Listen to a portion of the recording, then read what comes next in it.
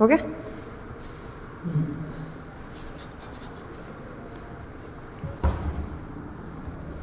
Welcome to Gurukul classes. जैसा कि हम पिछली क्लास में पढ़ चुके हैं कि जैविक अवशिष्टों के निस्तारण की जो विधियां थी उनके बारे में थोड़ा सा पढ़ा था, तो अब अपन शुरू करते हैं। जैविक अवशिष्टों के निस्तारण की क्या क्या विधियां होती हैं। तो अपन ने देखा था निस्तारण की कौन कौन सी विधियां होती है। एक होती है कंपोस्टिंग, एक विधि होती है कंपोस्टिंग। सेकंड जो विधि होती है वो होती है रेंडरिंग, जो अपन पिछली क्लास में इनके नाम देख चुके थे। थर्ड जो होती है शैवाल द्वारा उपचार।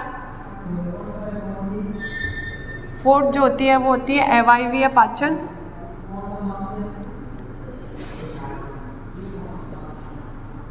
तथा लास्ट देखेंगे कि जो जैविक अवशिष्ट है उनके अन्य उपयोग क्या क्या हो सकते हैं, कि उनके अन्य उपयोग क्या क्या हो सकते हैं। तो अपने पास जैविक अवशिष्टों के निस्तारण की जो विधियां हैं वो कौन कौन सी हैं? कंपोस्टिंग, रेंडरिंग, शैवालों द्वारा उपचार, अवायवीय पाचन तथा अन्य उपयोग। आज हम शुरू करेंगे विधि अवायवीय पाचन। अवायवीय पाचन को शुरू करेंगे आज। इस विधि को समझेंगे कि अवायवीय पाचन होता है क्या है।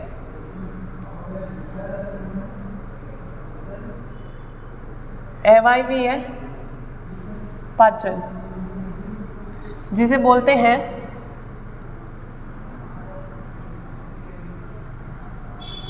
Anaerobic digestion.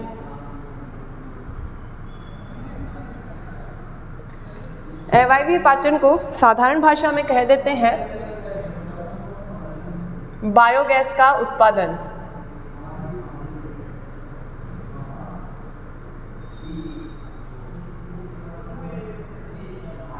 बायोगैस का उत्पादन। जो बायोगैस उत्पादन है वो ईंधन के सोर्स के रूप में काम में ली जाती है। घरों में ईंधन के सोर्स के रूप में काम में ली जाती है बायोगैस। अब बायोगैस का उत्पादन किस प्रकार से अपन कर सकते हैं ये अपन आज देखेंगे। तो यहाँ पे सबसे पहले क्या होता है कि एक टैंक होता है। टैंक में जितने भी जैविक अवशिष्ट हैं, ज़्यादातर जो गोबर होता है, जो अपन को डंग मिलता है पशुओं से, वो क्या है इसमें डाल दिया जाता है। फिर ये जो वाला गड्ढा है इसको क्या कर दिया जाता है? कवर कर दिया जाता है तथा यहाँ से एक पाइप निकाल के और उसका कनेक्शन घरों तक दे दिया जाता है। ऐसे बहुत सारे घरों में दे दिया जाता है। ये यहाँ पे क्या होता है, जो जैविक अवशिष्ट होता है वो क्या है? सड़ता है, लेकिन ये पूरा बंद रहता है तो यहाँ पे वायु की पहुँच नहीं होती। वायु की जो पहुँच होती है वो यहाँ पे नहीं होती।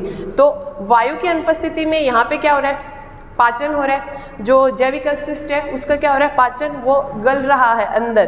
तो वायु की अनुपस्थिति में जो पाचन होता है उसको क्या बोलते हैं? अवायवीय पाचन। जो ऐसा पाचन जो वायु की अनुपस्थिति में होता है उसको क्या बोलेंगे? अवायवीय पाचन या एनारोबिक डाइजेशन। वायु की अनुपस्थिति में कौन सी गैस अनुपस्थित रहेगी? O2। तो जनरली ये कह देते हैं कि जो ऐसा पाचन जो ऑक्सीजन की अब्सेंस में होता है, ऐसा पाचन जो ऑक्सीजन की अब्सेंस में होगा वो क्या कहलाएगा? बायोगैस। वो क्या कहलाएगा? अवायवीय पाचन। अब बायोगैस उत्पादन में क्या होता है कि यहाँ पे जो भी जैविक पदार्थ पड़ा है वो सड़ता गलता है। कौन गलाते हैं इससे? जीवाणु। जीवाणुओं की उपस्थिति में क्या होता है? ये यहाँ पे पाचन होता है। फिर यहाँ से क्या होती है? मीथेन गैस बनती है, या ऐसे मान लो बायोगैस बनती है। बायोगैस बनती है। जब बायोगैस बनती है तो गैस इस पाइप के माध्यम से आगे तक जाती है और घरों तक जो यहाँ पे जाएगी, और यहाँ पे सिलेंडर होते हैं, बायोगैस सिलेंडर, तो उनमें भर जाती है और इसे ईंधन के रूप में वहाँ पे क्या लिया जाता है? काम में लिया जाता है। ठीक है।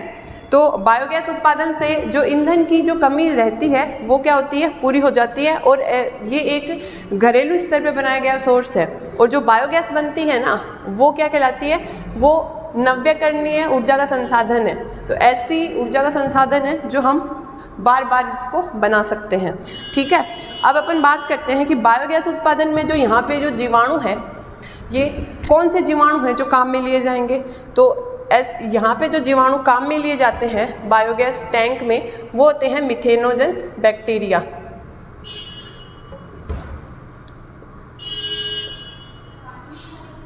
मिथेनोजन बैक्टीरिया जिन्हें जीवाणु कह देते हैं,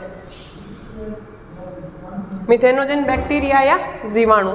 ठीक है, मिथेनोजन बैक्टीरिया बायोगैस उत्पादन में काम में लिए जाते हैं, मिथेनोजन बैक्टीरिया।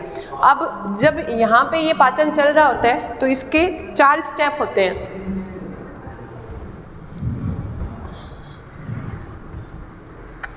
बायोगैस उत्पादन के AYVA जो पाचन चल रहा होता है उसके 4 स्टेप होते हैं। प्रथम जो स्टेप है वो होता है हाइड्रोलाइसिस।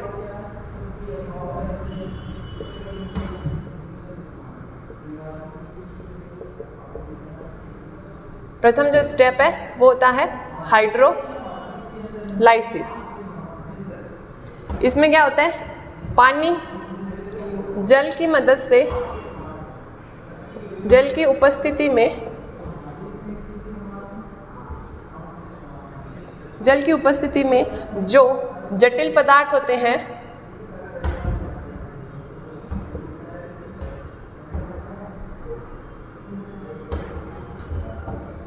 उनका सरल पदार्थों में टूट जाना कहलाता है। सरल पदार्थों में टूटना।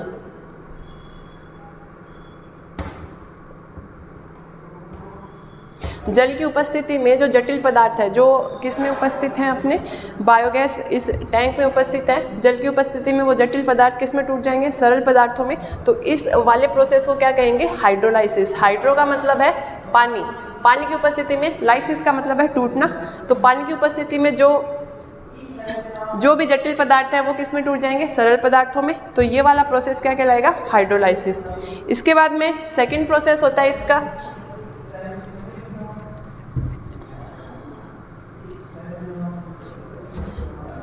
इसका सेकंड प्रोसेस होता है एसिडोजेनेसिस।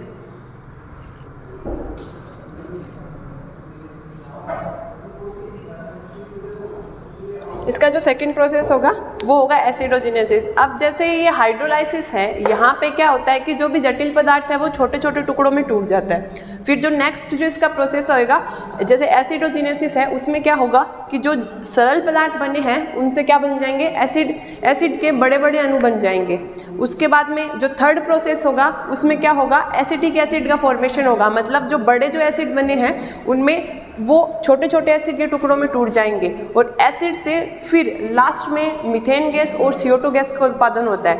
मीथेन गैस और CO2 गैस का उत्पादन होने के पश्चात जो अपन को बायोगैस चाहिए वो अपन को प्राप्त हो जाती है इससे।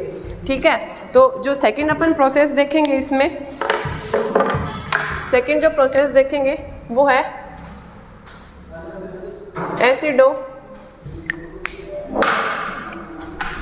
सेकंड जो प्रोसेस देखेंगे वो है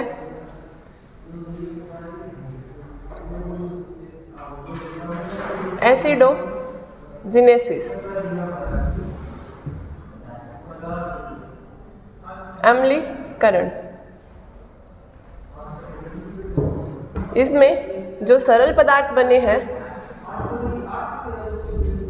उनसे अम्ल का निर्माण हो जाता है। अम्ल, जटिल अम्लों का निर्माण होता है,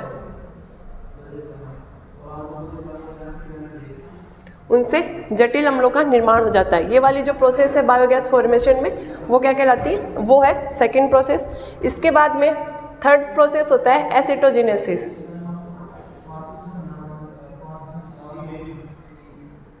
एसिटोजेनेसिस प्रोसेस है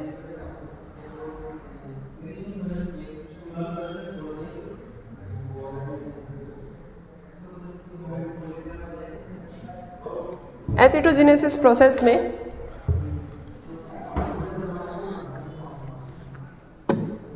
एसिटिक एसिड का फॉर्मेशन होता है। एसिटिक एसिड तथा साथ में CO2 का फॉर्मेशन होता है। ठीक है, एसिटिक एसिड में क्या होता है कि जो यहाँ पे जटिल जो अम्ल बने थे, जटिल जो अम्ल बने थे वो किस में टूट जाएंगे? Acetic acid. एसिटिक एसिड एक सरल अम्ल है, इसमें टूट जाएंगे। ठीक है, तो एसिडोजेनेसिस की प्रोसेस में जो सरल पदार्थ बने थे हाइड्रोजेनेसिस की प्रोसेस, हाइड्रोलाइसिस की प्रोसेस में वो जटिल अम्लों में टूट जाते हैं। फिर जो जटिल अम्ल होते हैं वो एसिडोजेनेसिस, एसिडोजेनेसिस की प्रोसेस के दौरान एसिटिक एसिड और CO2 में टूट जाते हैं। फिर जो जटिल अम्ल थे जो किस में बदल जाते हैं? सरल अम्ल। सरल अम्ल कौन सा है? Acetic acid. अब यहाँ से देखो, जो एसिड है, जेनेसिस का मतलब होता है उत्पन्न होना, उत्पन्न होना। तो ऐसी प्रोसेस जिसमें एसिड उत्पन्न होते हैं वो क्या कहलाती है? अम्लीकरण या एसिडोजेनेसिस। ठीक है, एसिडोजेनेसिस प्रोसेस में एसिटिक एसिड का उत्पादन होता है, तो इसलिए इस प्रोसेस को क्या कहते हैं? एसिडोजेनेसिस। ठीक है, एसिडोजेनेसिस प्रोसेस में क्या होगा कि जो यहाँ पे जटिल अम्ल बन रहे थे वो किस में टूट जाएंगे? सरल अम्ल। और सबसे सरल अम्ल कौन सा है? Acetic acid. ठीक, फिर उसके बाद में थर्ड प्रोसेस, लास्ट प्रोसेस है फोर्थ, मिथेनोजेनेसिस।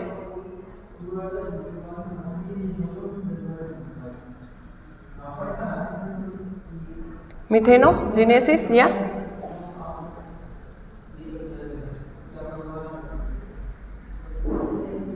मिथेनोजेनेसिस। अब मिथेनो से हो गया कि मीथेन गैस का उत्पादन या मीथेन गैस, और जेनेसिस मतलब उत्पन्न होना। तो मतलब ऐसा प्रोसेस जिसमें मीथेन गैस का क्या हो रहा है? उत्पादन, तो वो क्या हो जाएगी? मेथेनोजेनेसिस प्रोसेस। तो इसमें क्या होता है कि जो ये एसिटिक एसिड है, सरल अम्ल, इससे मीथेन गैस का उत्पादन होता है, मीथेन गैस का उत्पादन होता है। यहाँ पे जो बैक्टीरिया काम करेंगे वो कौन से होंगे? Methanogen bacteria.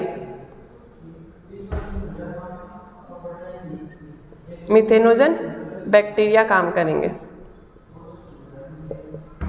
Methanogen bacteria.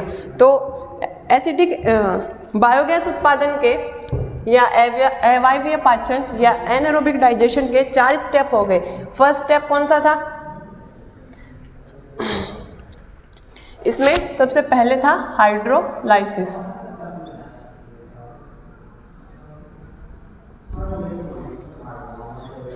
तो बायोगैस उत्पादन के 4 स्टेप हो गए। फर्स्ट स्टेप हो गया हाइड्रोलाइसिस, जिसमें जल अपघटन होता है। किसका? जल अपघटन। जल अपघटन होता है जो ऑर्गेनिक वेस्ट अपन को मिले उसका। फिर जो जल अपघटन के बाद में जो भी अपन को पदार्थ मिलेंगे उनका क्या होता है? अम्लीकरण। अम्लीकरण के बाद में वो जटिल अम्लों में टूट जाते हैं। उसके बाद में एसिडोजेनेसिस होता है। एसिडोजेनेसिस के बाद में क्या होता है कि वो जो जटिल अम्ल थे वो सरल अम्लों में टूट जाते हैं और साथ में क्या बनाते हैं? CO2। फिर जो एसिटिक एसिड बनता है उसका क्या हो जाता है? मिथेनोजेनेसिस। मिथेनोजेनेसिस का मतलब है कि जो गैस है मीथेन गैस का उत्पादन होता है और क्या हो जाता है? बायोगैस का उत्पादन। इससे एसिटिक एसिड है वो किस में टूट जाता है? मीथेन गैस में। ये इसके क्या हो गए? 4 प्रोसेस हो गए। अभी अपन नेक्स्ट देखते हैं कि जो मीथेन गैस होती है या बायोगैस होती है वो किस प्रकार बनी होती है।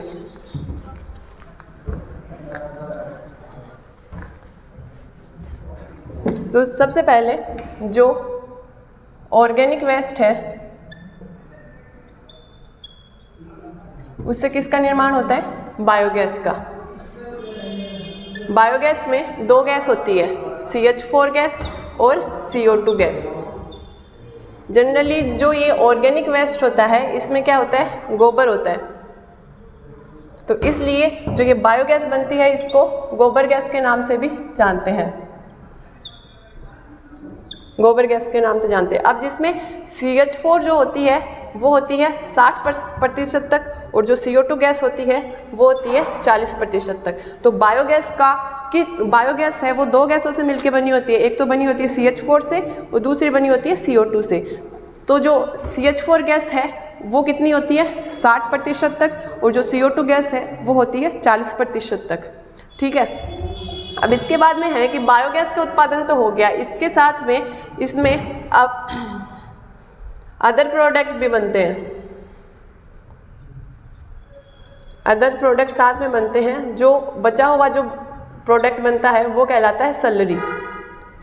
तो पूछ लेते हैं कि बायोगैस उत्पादन में जो बचा हुआ उत्पाद बनता है वो क्या कहलाता है? सलरी। उसको क्या कहते हैं? सलरी। और सलरी है वो जैव उर्वरक के रूप में काम में लिया जाता है।